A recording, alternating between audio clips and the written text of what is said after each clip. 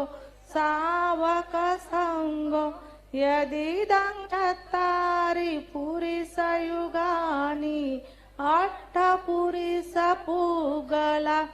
एष भगवतो सावक संगो साधु साधु साधु।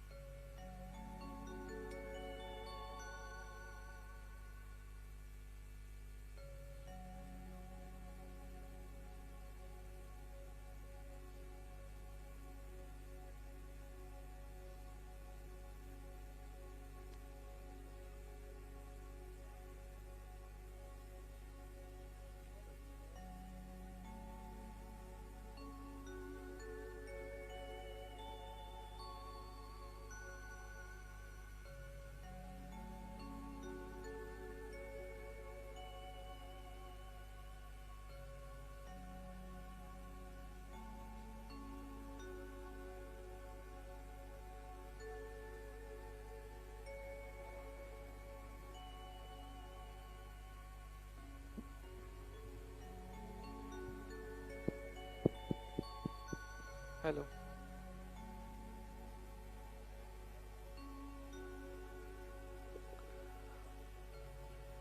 सभी लोग शांत हो जाएं।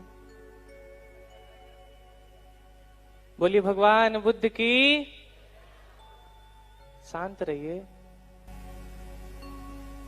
करुणा के महासागर, लोक गुरु, जगत क्रिया को जानने वाले भगवान अरहत सम्यक संबुद्ध के कमलवत चरणों की वंदना करते हुए सभी संतों महापुरुषों को नमन करते हुए पीठ पर विराजमान पूज्यपाद परम पावन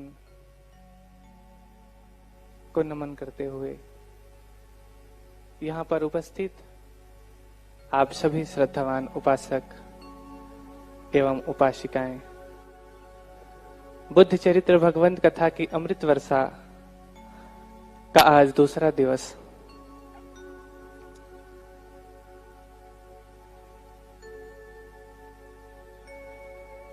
शुरू करें तो सर्वप्रथम एक संघ की संगीता है और उस संगीता के हिसाब से ही कोई भी कार्य संचालित होता है। तो भगवान के विनय के अनुसार हम कोई भी कार्य करते हैं तो उनके सील से स्टार्ट होता है। तो दो उपासक और उपासिका मंच पर आ जाएं, सील का याचना करें और हम सभी लोग सील में प्रतिष्ठित होंगे। तत्पश्चात भगवान की स्तुति करेंगे। उसके बाद पूज्यपाद जी के श्रीमुख द्वारा हम सभी लोग धर्म का रसपान करेंगे। एक माइक दे दीजिए भैया। शांत रहिए आप लोग, बाजार में हैं क्या?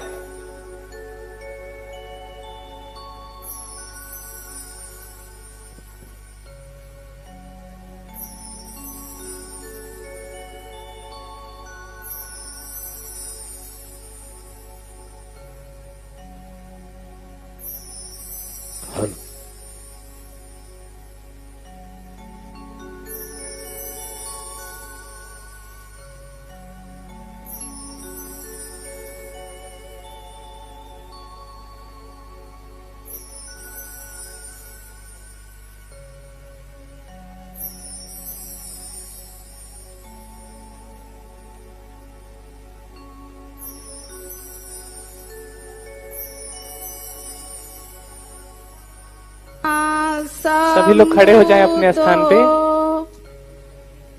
बुद्ध भगवन्तं अभिवादेमि।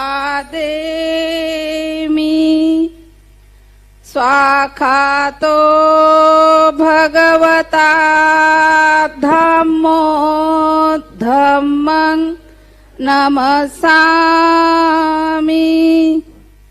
सुपटिपन्नो भगवतो सावक संघो संघं नमामि। ओकासवन्दामि भन्ते द्वारतयेनां मह्यं कतं सब अपराधं क्षमतु मे भन्ते। द्वितीयम्पि ओकासवन्दामि भन्ते द्वारतयेनां मह्यं कतं सब अपराधं क्षमतु मे भन्ते। तृतीयम्पि ओकासवन्दामि भन्ते द्वारतयेनां मह्यं कतं सब अपराधं क्षमतु मे भन्ते।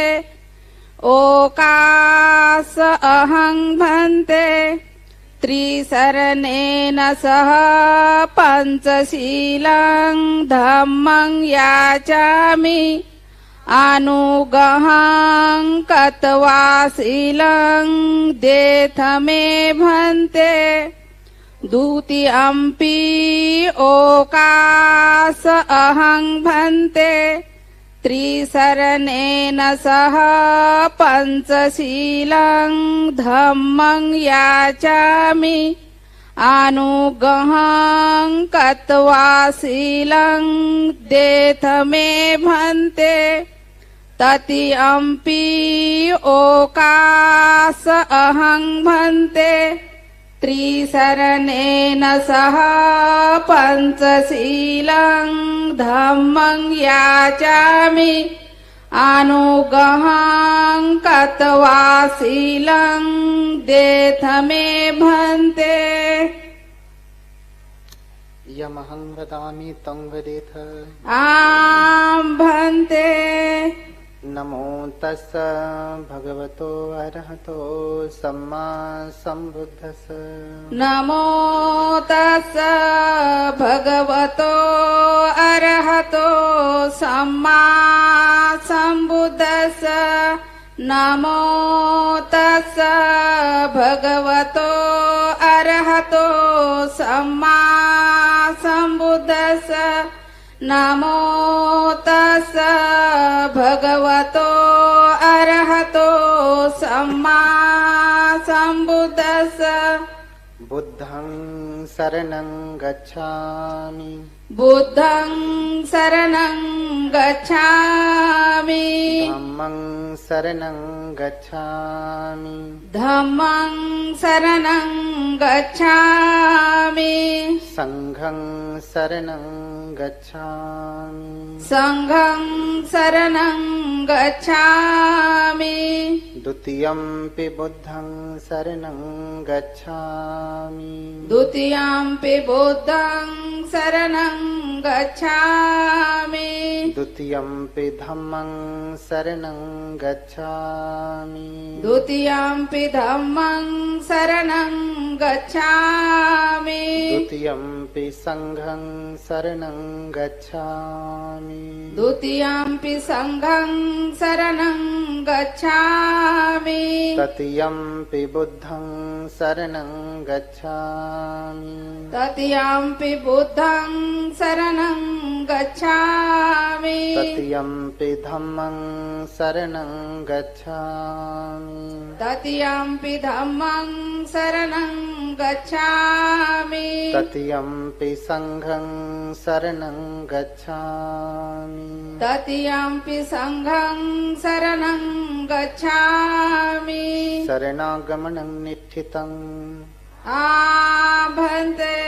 पाणातिपाता वेरमणि सिक्खापदं समादयामि। पानातिपाता वेरमणि सिक्खापदं समादयामि।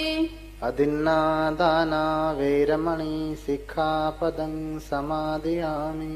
अदिन्नदाना वेरमणि सिक्खापदं समादयामि। कामेषु मिच्छाचारा वेरमणि सिक्खापदं समादयामि। कामेषु मिच्छाचारा वेरमणि सिक्खापदं समादयामि। मुसावादा वेरमणि सिक्खापदं समादयामि। मुसावादा वेरमणि सिक्खापदं समादयामि।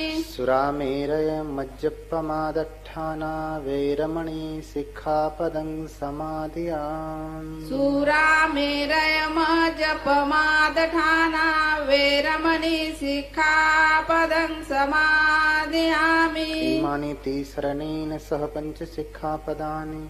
शीलेन सुगतिं यन्ति शीलेन भोगसम्पदा। शीलेन निवृत्तिं यन्ति तस्मात् शीलं विशोधये। आभन्ते। साधु साधु साधु। बुद्धं नमामि। धम्मं नमामि। संघं नमामि। वंदे मातरम। सभी लोग बैठ जाएं।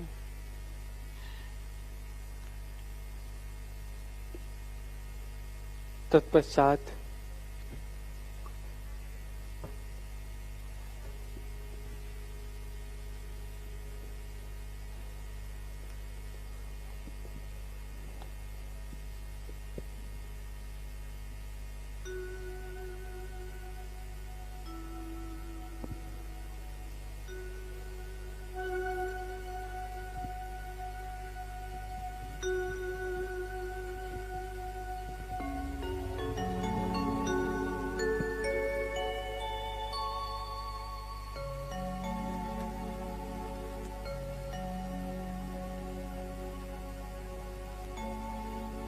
हम सभी लोग भगवान की स्तुति करेंगे। आप सभी लोग शांत हो जाएं, शोर न मचाएं।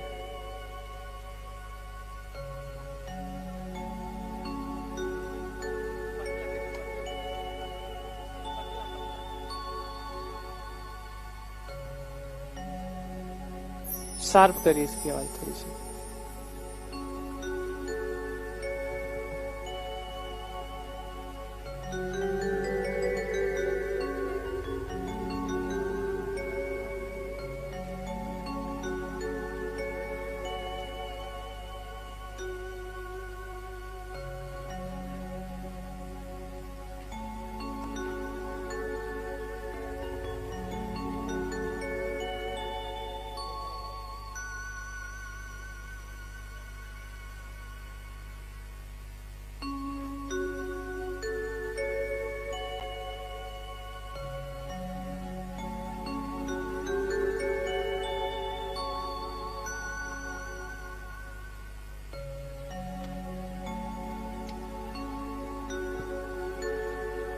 बोलिए भगवान बुद्ध की।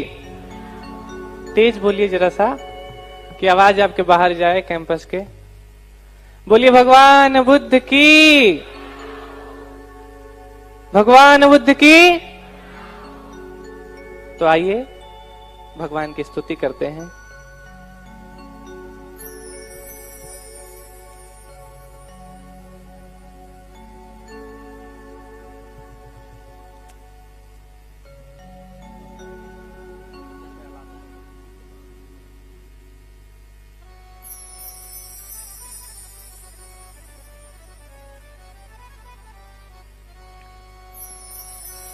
संबुद्धं पुंडरीकाक्षं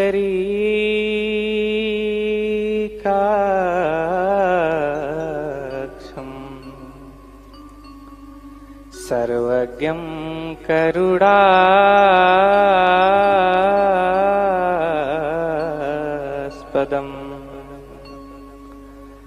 समन्तभद्रं शास्तारं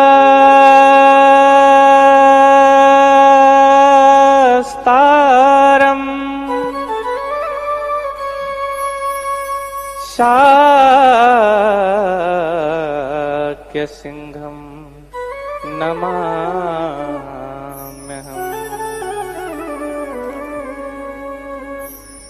नैरात्मवादीनं सिद्धं निर्वद्यं निराशवम् नीतिज्ञं निर्मलात्मानं निष्कलङ्कं नमाम्यहम्।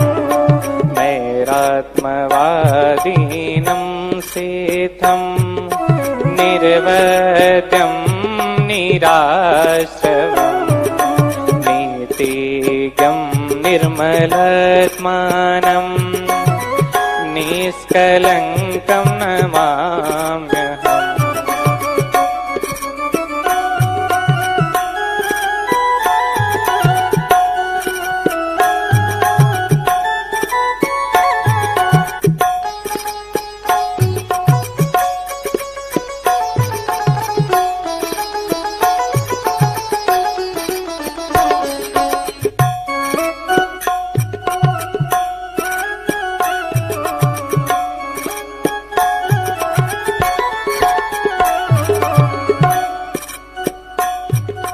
निर्वादं निरहङ्कारं निर्विकल्पं तथागता निर्धोतनीखिल क्लेशम निष्प्रपंचम नमाम्यहम् विश्वेश्वरं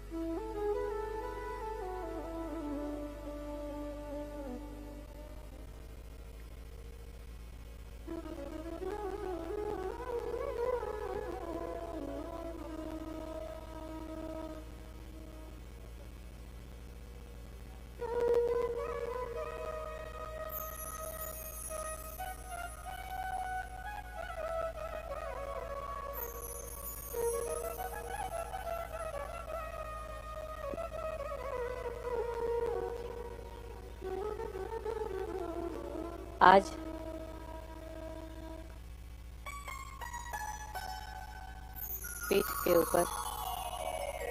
पीठ के समक्ष अपने श्रद्धा सुमन अर्पित करने आदरणीय उपासक शिवाजी राव गवई जी से अनुरोध है, आप आए और धर्मपीठ पर माल्यार्पण करके अपनी श्रद्धा सुमन अर्पित करें।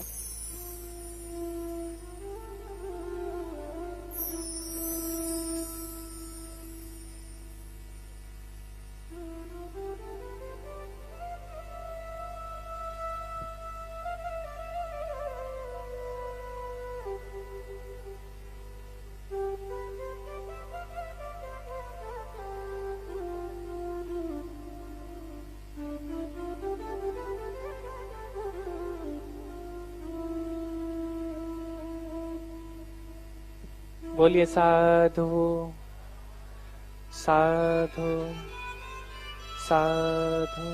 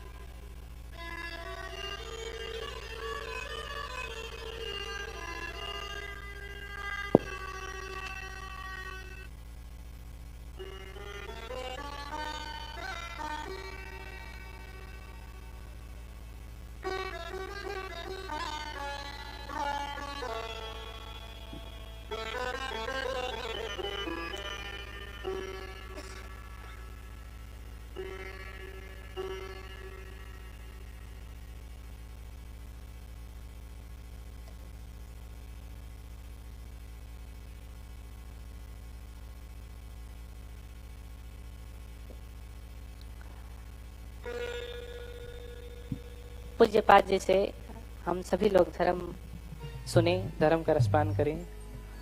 उससे पहले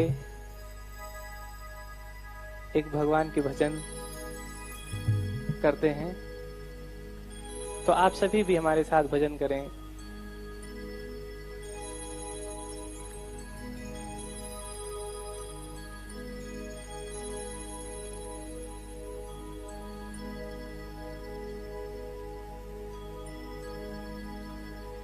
भगवन कोई तुम सा अब तक न आया है, भगवन कोई तुम सा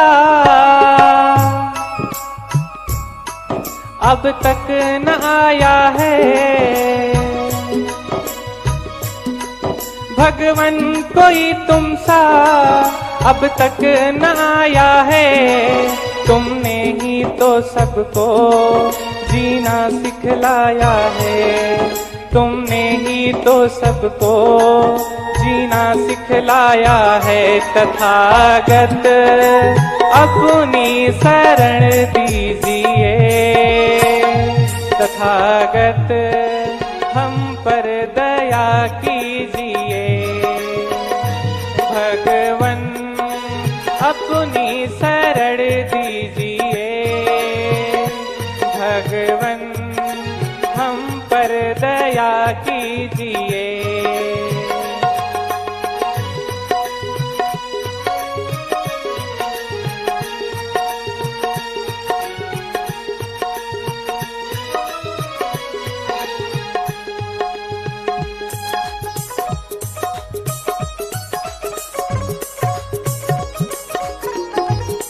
तालियां बजाइए।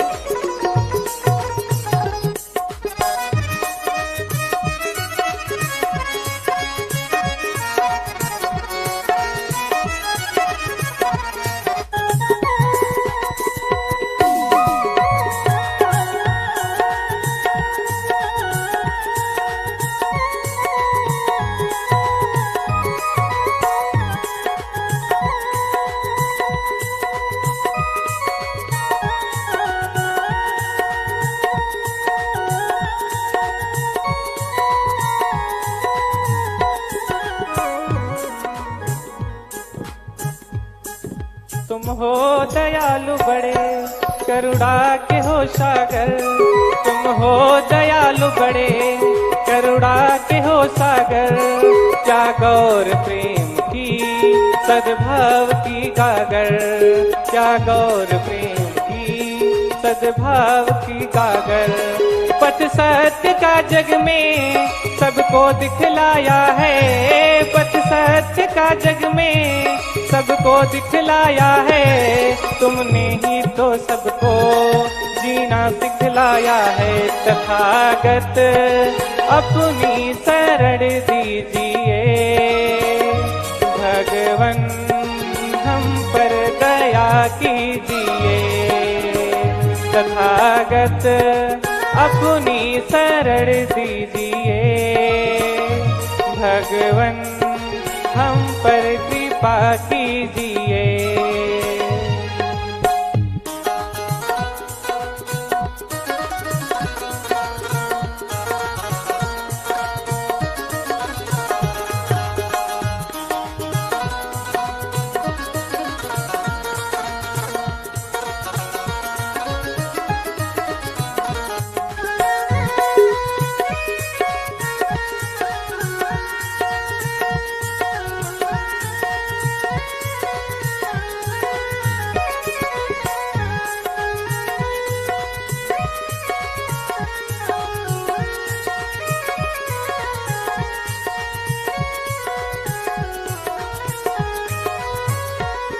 कोई नहीं दूजा तुम सा कोई भगवन।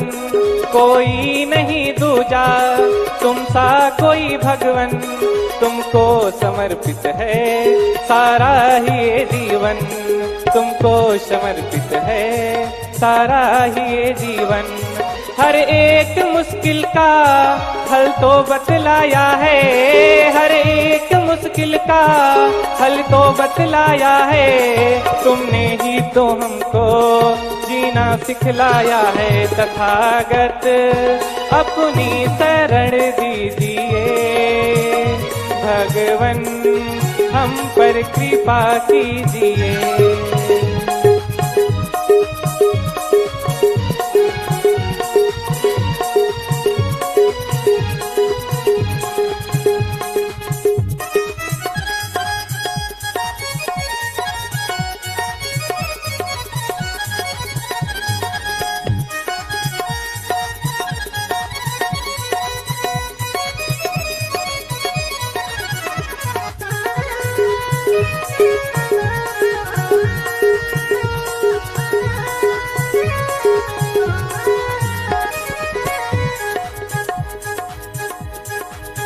दृष्टि दया की तो अब हम पर भी डालो, दृष्टि दया की तो हम पर भी अब डालो, भाव में फंसी नैया बाहर तो निकालो, भाव में फंसी नैया बाहर तो निकालो।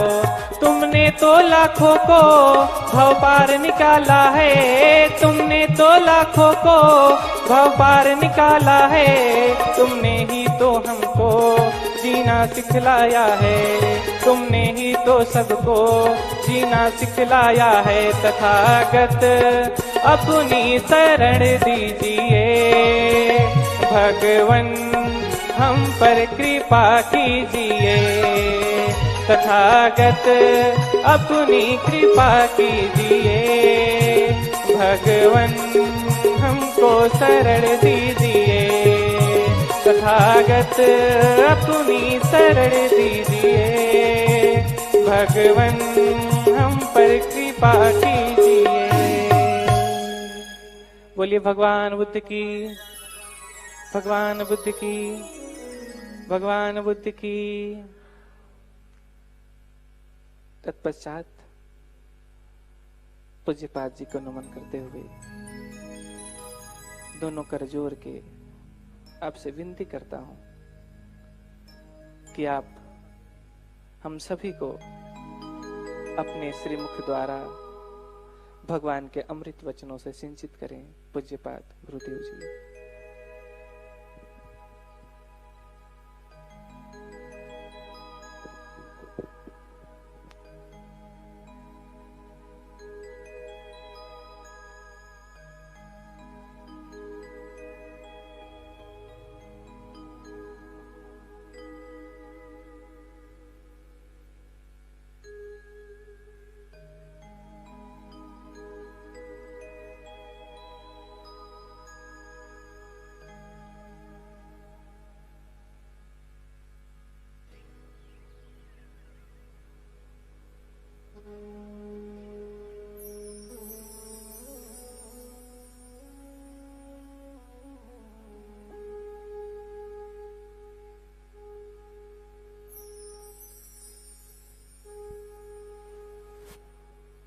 सर्वज्ञः सुगतो बुद्धो धर्मराजस्तथागतः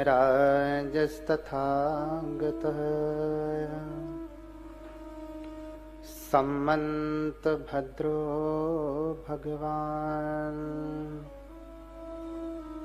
मार्जिनो कजिज्जितः षड्भिज्ञो 10 बलो अद्वैयवादी विनायकः मुनीन्द्रः श्रीघनः शास्ता मुनिशाक्यमुनिनिस्तुयः सहसाक्यसिंहः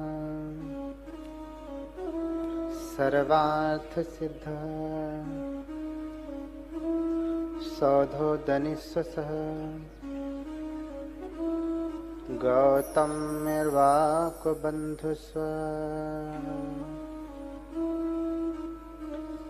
मायादेवी सुतस्वसः नमामि बुद्धं गुणसागरं तं सत्था सदा होन्तु सुखी अवेरा कायो जिगुच्छो सकलो दुगन्धो गच्छन्ति सम्बे मरणं अहञ्च नमामि धम्मं सुगतेन देशितं सत्था सदा होन्तु सुखी अवेरा कायो जिगुच्छो सकलो दुगन्धो गच्छन्ति सब्बे मरणं अहञ्च नमामि संघं मुनिराज सावकं सत्था सदा होन्तु सुखी अवेरा कायो जिगुच्छो सकलो दुगंधो गच्छन्ति सब्बे मरणं अहञ्च नमामि पच्चेकबुद्ध विशुद्धं सत्था सदा होन्तु सुखी अवेरा कायो जिगुच्छो सकलो दुगंधो गच्छन्ति सब्बे मरणं अहञ्च साधु साधु साधु।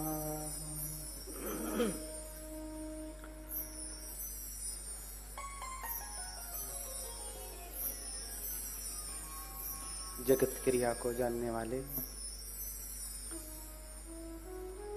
तथागत भगवान अरहत सम्यक संबुद्ध, इनके कमलवत चरणों की कोटि कोटि वंदना करता हूँ। पावन धम्म को बार बार नमन करता हूँ, वंदन करता हूँ।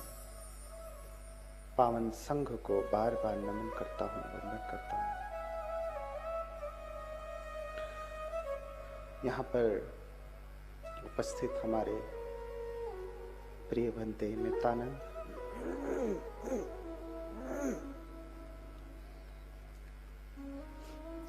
सभी श्रद्धावान उपासक उपासिकाएं, आप सभी के प्रति बहुत बहुत मंगल कामना करता हूं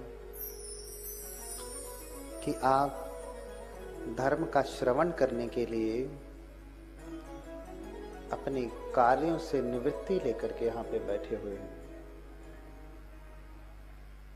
बहुत सारे लोगों के बहुत सारे कार्य हैं, लेकिन फिर भी आप धर्म को सुनने के लिए यहाँ बैठे हैं। निश्चित रूप से आप पुण्यवान हैं। आपके पुण्य की उत्तरोत्तर वृद्धि हो, खूब त्याग तपस्या बढ़े, ऐसी मंगल कामना करता हूँ। उपासकों की तो संख्या जैसे बढ़ ही नहीं रही। बुल्डाना में इतने ही लोग हैं क्या?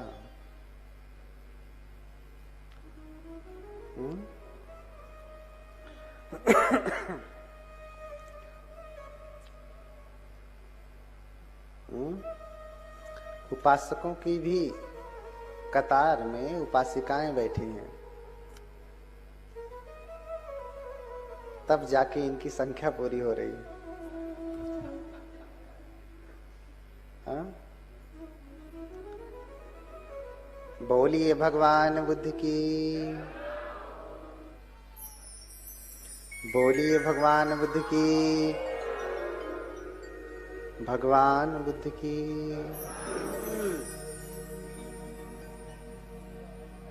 हाँ, तो कल हम लोग क्या चर्चा कर रहे थे? कुछ याद है कि आगे पाठ पीछे सपाट? हाँ, कुछ याद है? कहाँ था? कल हम लोगों ने चर्चा किया कि कैसे सुमेध तपस्वी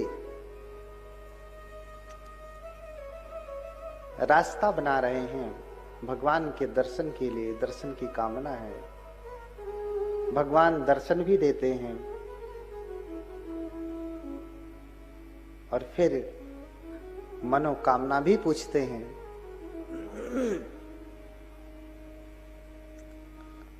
सुमेध सोच रहे हैं कि मैं अगर अकेले बोधिसत्व के रूप में हूं और मुक्त हो गया तो बाकी लोगों का क्या होगा? ये तो मेरा व्यक्तिगत कल्याण हो जाएगा, जन कल्याण तो नहीं होगा। इसलिए मेरा अकेले मुक्त होना ठीक नहीं है। इसलिए भगवान के सामने ही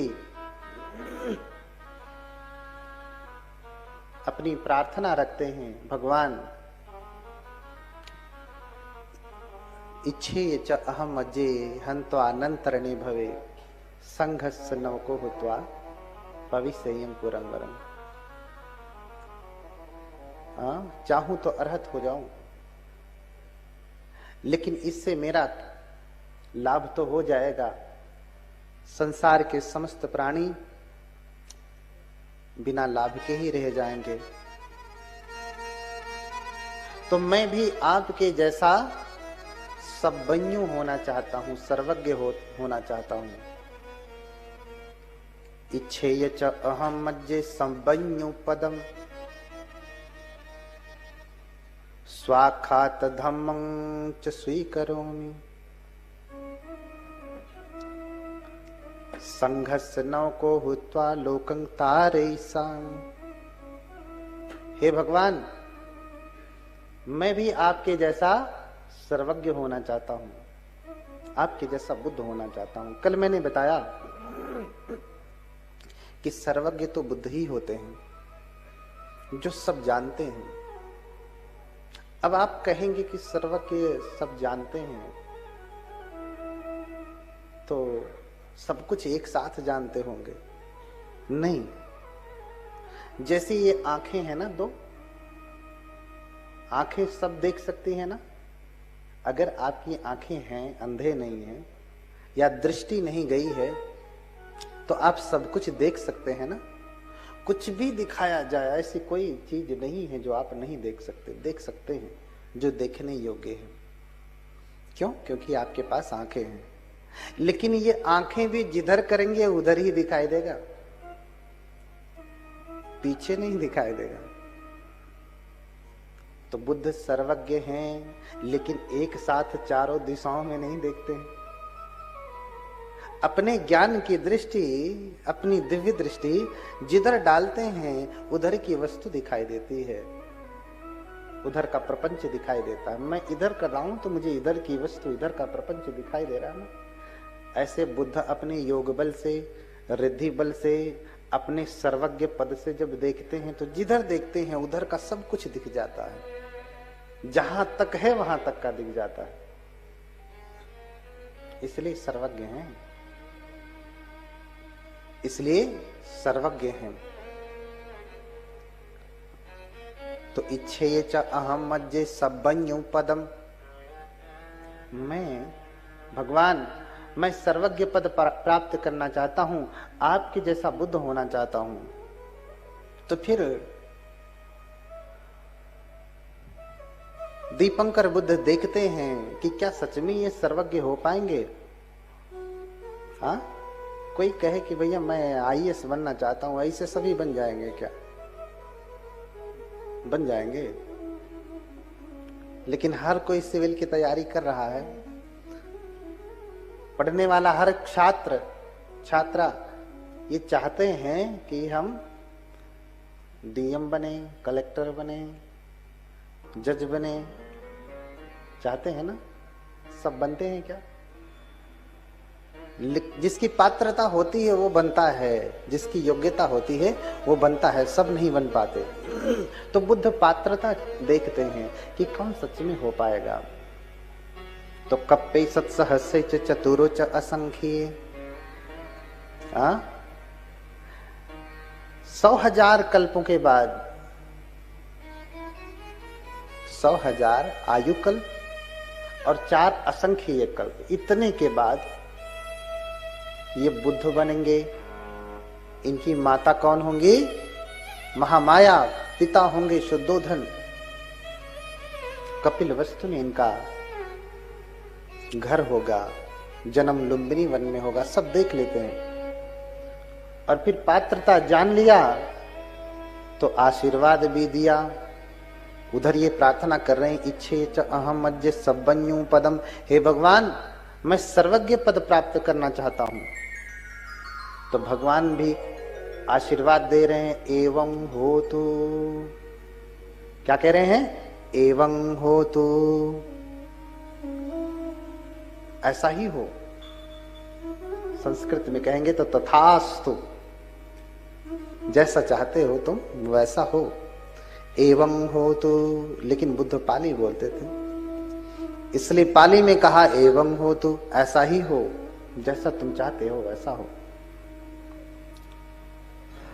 जैसा चाहते हो वैसा हो। और फिर भगवान उनको आशीर्वाद देने के बाद 8 मुट्ठी पुष्प लेते हैं, उनके ऊपर फेंक करके, वर्षा करके प्रणाम और प्रदक्षिणा करते हैं सुमेध तपस्वी की। स्वयं बुद्ध किसकी प्रदक्षिणा कर रहे हैं, किसको प्रणाम कर रहे हैं? सुमेध की। हाँ, पूजे ही 8 मुट्ठी ही कुसुमे ही गुणप्यो। 8 मुट्ठी पुष्प से वो भगवान ने सुमेध की पूजा की। अब 8 मुट्ठी पुष्प से ही, क्योंकि 10 मुट्ठी से भी कर सकते थे, 11 मुट्ठी से कर लेते, 100 मुट्ठी से कर लेते, या 1 ही मुट्ठी से कर लेते। 8 ही क्यों? क्योंकि जितने भी बुद्ध होते हैं, जितने भी तथागत होते हैं, वो आते हैं तो अष्टांगिक मार्ग की गवेषणा करते हैं, अष्टांगिक मार्ग बताते हैं। और जिस धर्म में अष्टांगिक मार्ग नहीं, उस धर्म में विमुक्ति का मार्ग भी नहीं है। यही सबसे श्रेष्ठ बात है बौद्ध धर्म में, कि इसमें मार्ग है विमुक्ति का। कभी कभी लोग कहते हैं कि भगवान बुद्ध का धर्म तो निराशावादी है, इसमें दुख है भगवान कहते हैं। हाँ, लोग कहते हैं संसार में सुख है, और बुद्ध कहते हैं कि संसार में दुख है, तो निराशावादी हो गया। अब जब दुख है, सब दुखी दुख है, तो क्या हंसना, क्या रोना, क्या नाचना, क्या पार्टी मनाना, है ना? सब दुखी ही है। ऐसा नहीं, लोग बुद्ध को समझते नहीं, क्योंकि दुख जो है तो उसका कारण है, निवारण और मार्ग है। सबसे बड़ी बात उस दुख से निकलने का मार्ग है, बुद्ध बता रहे हैं। इसी अष्टांगिक मार्ग को मध्यमा पटिपदा कहते हैं। मध्यमा पटिपदा क्यों कहा? मध्य मार्ग क्यों कहा? क्योंकि मध्य का मार्ग है। मध्य का अर्थ बीच का। अब बीच का अर्थ क्या? ज्ञानी जन इसकी व्याख्या करेंगे, न इधर न इधर, बीच में, न सड़क के दाहिने किनारे न सड़क के बाएं किनारे, बीच में। ये तो भगवान का मार्ग गड़बड़ हो जाएगा, एक तो एक्सीडेंट हो जाएगा। अरे मंजिल पे पहुंचना तो दूर, व्यक्ति वही रास्ते में ही टपक जाएगा। तो मध्यमा पटिपदा कैसे सही होगा? हाँ? तो न ज्यादा शराब पीनी है, न कम पीनी है, थोड़ी थोड़ी पीनी है। हाँ? न ज्यादा मांस खाना है, न कम खाना है, मध्य में खाना है, मॉडरेट फॉर्म में खाना है। हाँ? ये भगवान का मध्यम मार्ग है क्या? नहीं। हाँ? अयमेव अर्यो अट्ठांगी को मग्गो कहा, ये आर्य अष्टांगिक मार्ग है। मध्य का मार्ग इसलिए कहा कि ये दोनों अतियों के बीच का मार्ग है। हाँ? यो चायम कामेषु काम सुख लिक्कानुयोगो हीनो गम्मो पोथु जिनको, इसको भी भगवान ने हीन कहा, गम्य कहा, और गंवार कहा। गंवार पढ़ा लिखा नहीं, हाँ? गांव का गामटे ही हो। हाँ? जो काम भोग में लिप्त है उसे गंवार कहा, हीन कहा, नीच कहा। और जो काय क्लेश में लिप्त है, हाँ? यो चायं अत्तकिल मथानुयोगो दुखो अनरियो अनर्थ संगितो, जो काय क्लेश में लिप्त है उसे भी उन्होंने दुखदाई कहा, अनार्य कहा। आर्य का मार्ग नहीं, श्रेष्ठ मार्ग नहीं है, दुख देने वाला है।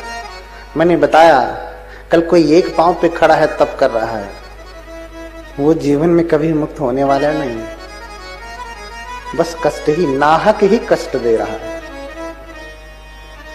नाहक ही सता रहा है। कोई हाथ उठाए खड़ा है, नाहक ही कष्ट दे रहा है अपने शरीर को, कोई रिद्धि सिद्धि मिलने वाली नहीं है। और बुद्धत्व तो बड़ी दूर की बात है। हाँ, इसलिए कबीरदास जी कहते हैं कि साहिब का घर दूर है। क्या कहते हैं? साहिब का घर दूर है, जैसे लंबी खजूर, जो चढ़े चाखे प्रेम रस, गिरही तो चकनाचूर, तथागत गिरही तो चकनाचूर।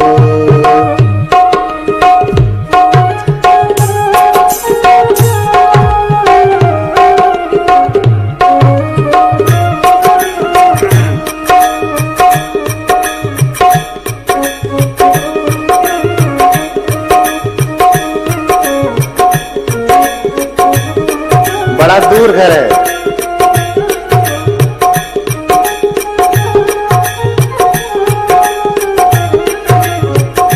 गिरही तो चकनाचूर कबीरा, गिरही तो चकनाचूर।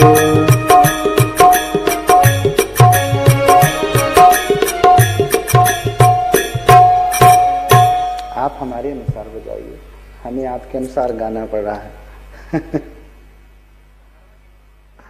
हाँ?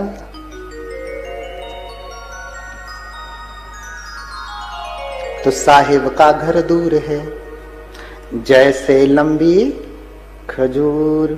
साहिब का अर्थ है आत्म प्रकरण, बुद्धत्व, उसे साहिब कहा कबीरदास ने। बड़ी लंबी व्याख्या है, यूट्यूब पे पढ़ा पूरा डिटेल में। हाँ, जड़ से लेके अंत तक पूरी व्याख्या ठीक से सुन लीजिए। हाँ, जो चढ़ता है वो प्रेम रस, बुद्धत्व रस, अमृत रस, निर्वाण रस का रसास्वादन करता है, और लेकिन गिर गया तो फिर चकनाचूर हो जाता है। हाँ, गिर गया तो चकनाचूर हो जाता है। ये जो अन्य प्रकार की तपश्चर्या है ना, वो चकनाचूरी ही कर रही है, लोगों को चकनाचूर कर रही है। साहेब तक नहीं लेकर के जा रहे, निर्वाण तक नहीं लेकर के जा रहे हैं। इसलिए पूजे ही अठ मुट्ठी ही कुसुमे ही गुण पियो। 8 मुट्ठी पुष्प से भगवान ने पूजा की। देखिए वो बुद्ध हैं, लेकिन बोधिसत्व सुमेध की पूजा कर रहे हैं, तो छोटे बड़े का भाव नहीं होता है। आपने महायान बौद्ध धर्म को देखा होगा, ऐसे वाला, तो सबको हाथ जोड़ लेते हैं, और थेरवाद सबको हाथ नहीं जोड़ते, खड़े हुए। हाँ, उपासक है तो प्रणाम ही करेगा, हम तो बनते हैं, हम हाथ जोड़ लेंगे तो छोटे हो जाएंगे। हाँ, लेकिन वो कहते हैं कि तद धर्म सर्वदेही नाम। भाई वो धर्म, वो बुद्धत्व का बीज तो समस्त देहधारियों में है ना, तो हम आपके शरीर को थोड़ी ना प्रणाम कर रहे हैं। आप किसको प्रणाम करते हैं? इस शरीर को। हाँ, कि बंते जी ने कपड़ा ऐसे पहना, चलो इनका शरीर ऐसा है, प्रणाम कर लेता हूं। नहीं ना, आप शरीर को प्रणाम नहीं करते, शरीर को प्रणाम नहीं करते हैं। ये मूल बात है। हम आपके भीतर बैठे हुए ज्ञान को, बुद्धत्व को, विराजमान बुद्ध के बीज को प्रणाम करते हैं। इसलिए बौद्धों में एक जैन संप्रदाय है जो जापान में प्रचलित है, जैसे हिंदी पाली में ध्यान कहते हैं, ध्यान यानी ध्यान, हिंदी में ध्यान, और चाइनीज में कहेंगे तो चान हो जाएगा, फिर जापानीज में कहेंगे तो ज़ेन हो जाएगा, माने ध्यान। तो ध्यान संप्रदाय है, उसमें वो एक दूसरे को भी प्रणाम करते हैं। क्यों? क्योंकि आपके भी भीतर बुद्धत्व है, हमारे भी भीतर बुद्धत्व है। कोई बड़ा वृक्ष है, कोई छोटा वृक्ष है सब वृक्ष ही। अच्छा, आपके सामने बोधि वृक्ष इतना वाला है और एक बड़ा वाला है, तो किसको प्रणाम करेंगे, किसको नहीं? दोनों बराबर वंदनीय है ना। अरे वृक्ष तो छोड़ दीजिए, वृक्ष का, बोधि वृक्ष का पत्ता भी रखा होगा तो वो भी आप उतना ही प्रणाम करेंगे जितना वृक्ष को। इसलिए एक दूसरे को प्रणाम किया जाता है। और यही देख करके एक संप्रदाय निकला, नाम नहीं लूंगा, एक दूसरे का, सास बहू का पांव छूती है और बहू तो सास का छुएगी, बेटा पिता का छूता है और पिता भी बेटा का छूता है, लेकिन बस कथा तक, पांडाल तक, घर जाकर के